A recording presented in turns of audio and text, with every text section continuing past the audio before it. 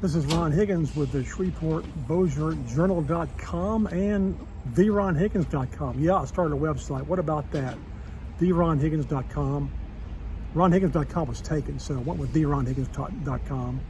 I tipped the hat to my friend Tommy Hicks in Mobile, whose Twitter account is thetommyhicks.com. So there you go. Anyway, LSU practice number 4. Sweat Fest 2023 continues here at the LSU practice field, and I won't say things got heated because it's already hot, but things got testy today. Had a nice little scuffle between the offense and the defense. It was your typical, really, football fight.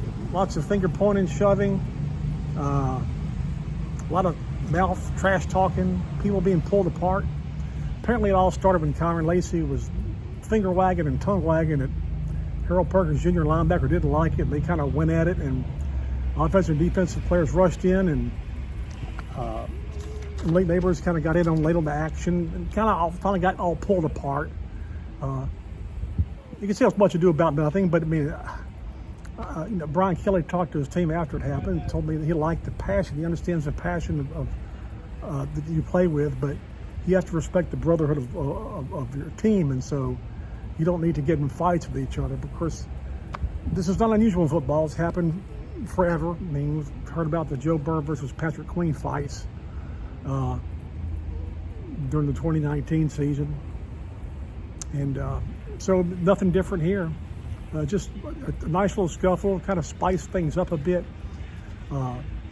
Harold Perkins Jr. was excessively pissed off, and really wanted to get back into action. I think he tried to check himself back in, and Brian Kelly kind of pulled him aside to talk to him for 5 minutes to kind of calm him down, get his head right, and everything was hunky-dory afterwards. Afterwards we talked to a couple of players, Savion Jones, defensive end, and Mason Taylor, tight end. First time I had a chance to talk to players in interviews this year. I mean, both kind of characterized the fight as, this is hot, man, and you're working hard, and people are going at it, and tempers get short, and it just happens. So that was, I guess, the spice of practice number 4. But some other thing, I mean, what led up to it, they had a lot of 11-on-11 action today. Not in pads yet, but nevertheless, 11-on-11 action. And the defense seemed like it got the better of the offense most of the time on that.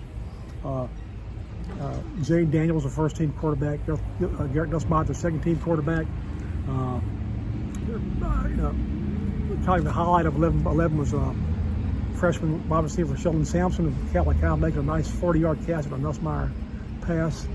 But things for the most part went the defensive way, and finally I think the offense had enough. I don't know what happened with that kind of set Lacey off, but you had your fight, and they went on to the next drill or next phase of the practice. 7-on-7 also happened. Quarterbacks worked against in 7-on-7 drills, and I think Nussmeier was 7 of 7 for 70-something yards. Daniel was 6 of something for right under 60 yards. Both of them fairly short. Daniels probably threw more short passes. We kind of unloaded underneath the coverage. Nussmeier went a little deeper. Threw some really nice passes, nice catches. Both quarterbacks, for the most part, look sharp. And here's something of interest. I mean, considering you all remember last year, boy, do you remember last year, for the first half of the season when LSU couldn't catch a punt, kind of helped them lose the Florida State game, kind of screwed up some other games early in the year. I mean, got to the point where you probably like I was. I'm like, they're going to punt you the ball, LSU. Just run away from it. They're going to run up in the stands. Just get away from it, because for a while you couldn't catch a ball until they put someone back there who could catch it. And I think it was Greg Clayton. Greg Clayton worked today as one of the 4 or 5 guys they were kicking punts to, both live and from the jugs machine.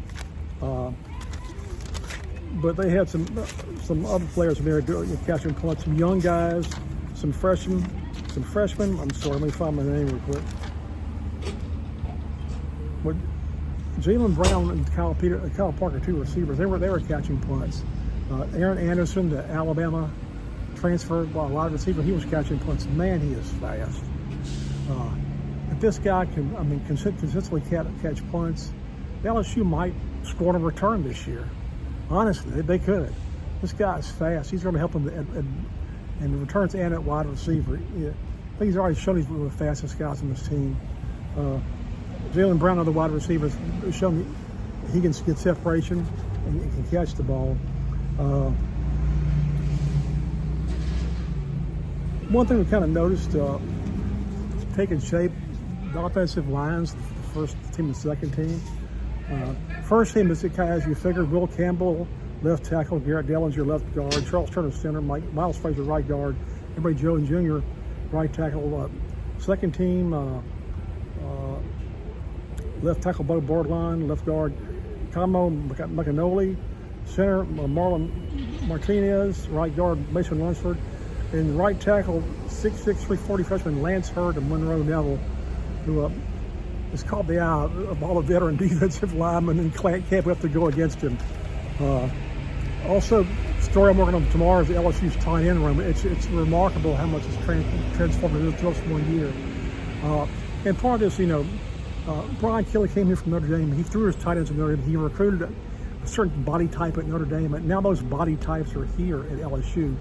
There's 7 players in the tight end room, and probably the top 5 are Mason Taylor from last year, caught the 2-point conversion against Alabama in the game, 6'6", 255. And then a trio of freshmen, Mac Markway, 6'4", 250, Kamarian Plimpton, 6'6", 245, Jackson McGowan, 6'4", 225, and the JC transfer, 6'6", 268, Connor Gilbreth. You can see how there's a certain body type, 6'4" and above, at least 250. Can run, athletic, and catch the ball, and block, and that's improved tremendously. And again, you go back to Brian Kelly time at Notre Dame, and that's what he had great tight ends who caught the ball. If you remember the Music City Bowl against LSU, the game-winning touchdown by Notre Dame was caught by a tight end. Bad memory for LSU fans, but it was a tight end who caught the ball. So anyway, that's practice number 4 in the books. We'll be here again tomorrow.